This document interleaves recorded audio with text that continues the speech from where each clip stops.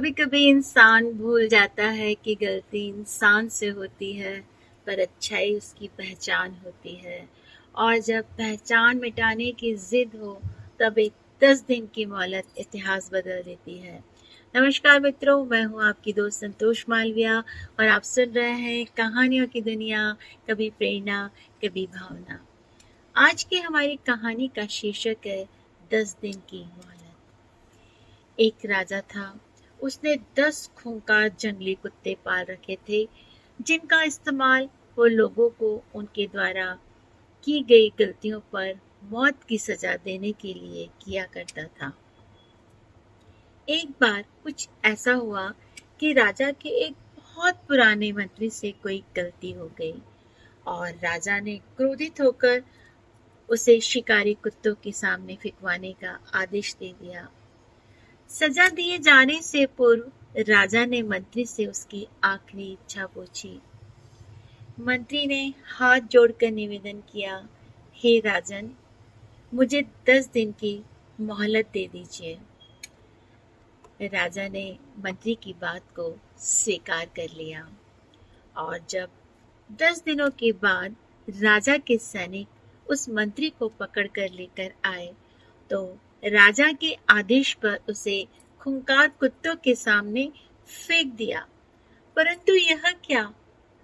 कुत्ते मंत्री पर टूट पड़ने के बजाय पूंछ हिला हिलाकर उसके ऊपर कूदने लगे, उसके पैर को प्यार से चाटने लगे। राजा आश्चर्य से यह सब देख रहा था। उसने मन ही मन सोचा, आखिर इन खूंखार कुत्तों को क्या हो गया है? वे इस तरह का व्यवहार क्यों कर रहे हैं? आखिरकार राजा से रहा नहीं गया। उसने मंत्री से पूछा, यह क्या हो रहा है? ये कुत्ते तुम्हें काटने की बजाय तुम्हारे साथ खेल क्यों रहे हैं?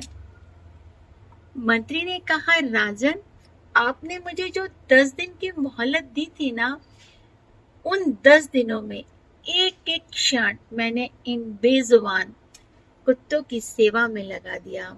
मैं रोज कुत्तों को नहलाता, उन्हें खाना खिलाता, वो हर तरह से उनका ध्यान रखता। ये कुत्ते खूंखार और जंगली होकर भी मेरे 10 दिनों की सेवा को नहीं भुला पाए। परंतु मुझे बहुत दुख है कि आप प्रजा के पालक होकर भी मेरे 10 वर्षों की स्वामी भक्ति को भूल गए और मेरी एक छोटी सी गलती पर आपने मुझे इतनी बड़ी सजा सुना दी। राजा को अपनी भूल का एहसास हुआ। उसने तत्काल मंत्री को आजाद करने का हुक्म दे दिया और आगे से ऐसी गलती न करने की सौगंध ले ली। दोस्तों, कई बार हम भी उस राजा की तरह किसी की बरसों की अच्छाई को उसकी एक पल की बुराई के आगे भुला देते हैं। यह कहानी हमें क्षमाशील होना सिखाती है। ये हमें सबक देती है कि हमें किसी की 1000 अच्छाइयों को उसकी एक बुराई के सामने छोटा ना होने दें। दोस्तों, आज की हमारी ये कहानी अच्छीखबर.com से ली गई है, जिनका मैं तहे दिल से शुक्रिया अदा करती हूँ। मित्रों, अगर ये कहानी आपके दिल को छू गई हो या आपकी रूह तक कोई सरसराहट पहुंची हो, तो कृपया इसे लाइक करें, शेयर करें और चैनल को सब्सक्राइब करें। मैं फिर लौटूंगी कहानियों की दुनिया में, कभी प्रेरणा बनकर तो कभी भावना बनकर। धन्यवाद।